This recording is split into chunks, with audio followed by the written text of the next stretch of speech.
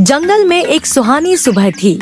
हवा में ताजगी थी, पेड़ों की पत्तियां धीरे धीरे हिल रही थी और सूरज की किरणें पेड़ों के झुरमुटों से छनकर जमीन पर पड़ रही थी।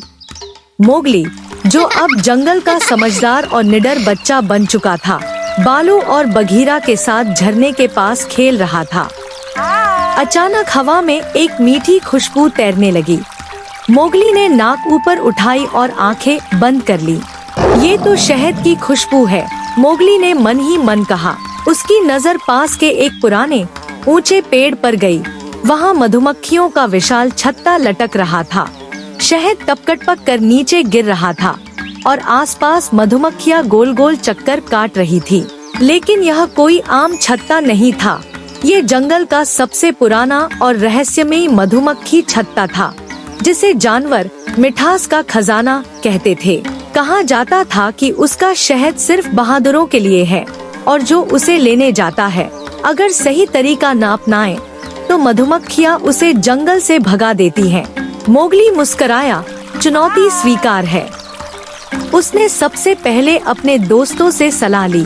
बालू ने कहा, मधुमक्खियाँ मेहनती होती हैं, उन्हें बिना सताए कुछ भी नहीं लेना चाहिए। पहले उनकी इजाजत लेनी चाहिए, धुएं से शांति से। मोगली ने एक योजना बनाई। उसने पास की सूखी लकड़ियों से हल्का धुआं किया और पत्तों से एक टोपी बनाकर सिर ढका। फिर धीरे धीरे पेड़ पर चढ़ने लगा।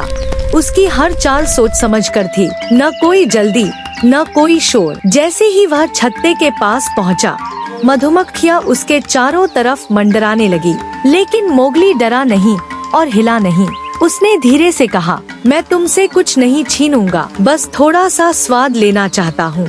आश्चर्य की बात ये थी कि मधुमक्खियाँ शांत हो गयी, मानो वे उसकी बात समझ गयी हों। मोगली ने पत्ते में थोड़ा सा शहद इकट्ठा किया और पेड़ से उतर आया। नीचे आकर उसने सबसे पहले बालू, बघीरा, फिर छोटे खरगोशों, हिरणों और चिड़ियों को भी स्वाद चखाया। उस दिन जंगल में एक जश्न जैसा माहौल था। मोगली ने सबको बांटा और सबने एक साथ मिलकर कहा, तू इंसान है, लेकिन असली जंगल का बेटा भी। कहानी की खास बात और सीख, बहादुरी का मतलब केवल ताकत नहीं, बल्कि समझदारी, धैर्य और दूसरों के साथ सम्मान का व्यवहार भी है।